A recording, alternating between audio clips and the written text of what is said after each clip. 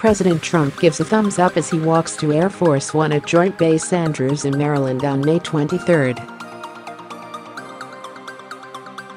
Saul Loeb, AFP. Getty Images. The big picture of Donald Trump's presidency hasn't changed much since his inauguration. A lot of Americans hate him, a smaller number love him, and much of the movement in his approval numbers has been within polling margins of error. It's a partisan moment, which helped Trump win the presidency thanks to skeptical Republicans supporting the party, but it's generally led to stagnant poll numbers. A new Fox News poll yields an approval chart that will look familiar. The overall approval number for Trump is at 45%, according to Fox, about where it has been since January.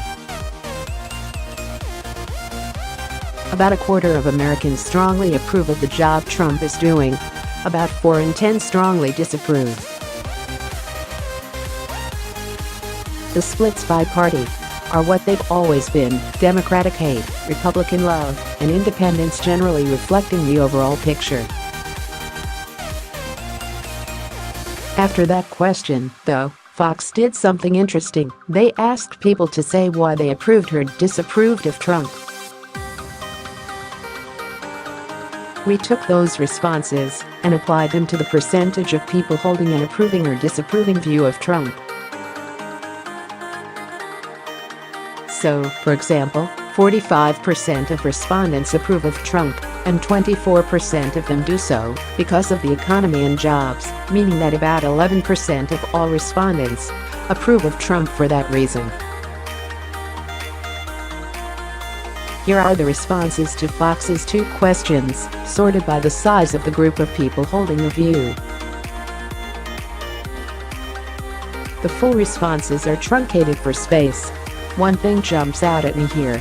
The main reason people like Trump is because of the economy, as noted above. The 2 main reasons they dislike the job he's doing deal with how he is as a leader, questioning his capability and his temperament. More than a fifth of respondents dislike Trump for one of those 2 reasons. Many of those who cited the economy would probably approve of Trump, even if the economy faltered, it's safe to assume. Again, partisanship is a strong factor in this. There weren't enough Democrats to break out why they approved of Trump, and not enough Republicans to break out disapproval. But a stumbling economy would presumably lead to some erosion of that number. Job growth and economic strength are objective in a way that not capable and bad temperament are not.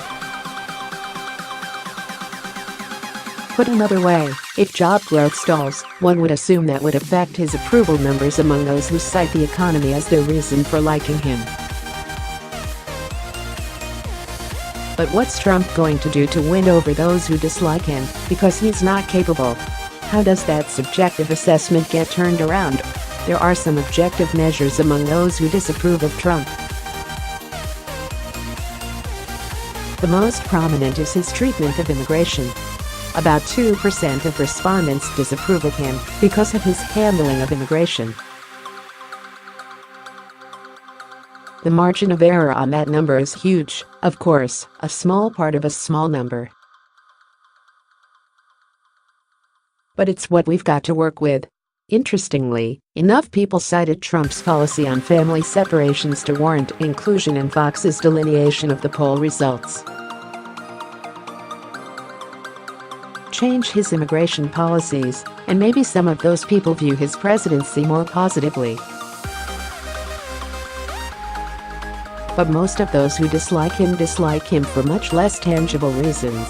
An interesting footnote to Trump's approval is that Democrats gain support from those looking to keep Trump and the Republican congressional majorities in check. We noted a poll on Thursday that showed a quarter of Republicans were considering candidates who would serve as a check on Trump, a framing of the question that could include skeptical Republicans.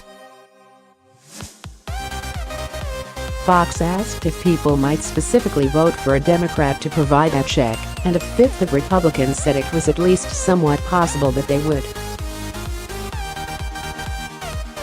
That's the broader theme of Fox's poll. The generic ballot shifted back to the Democrats a bit, and Democrats are more enthusiastic about the midterm elections. And that's with the economy as strong as it is.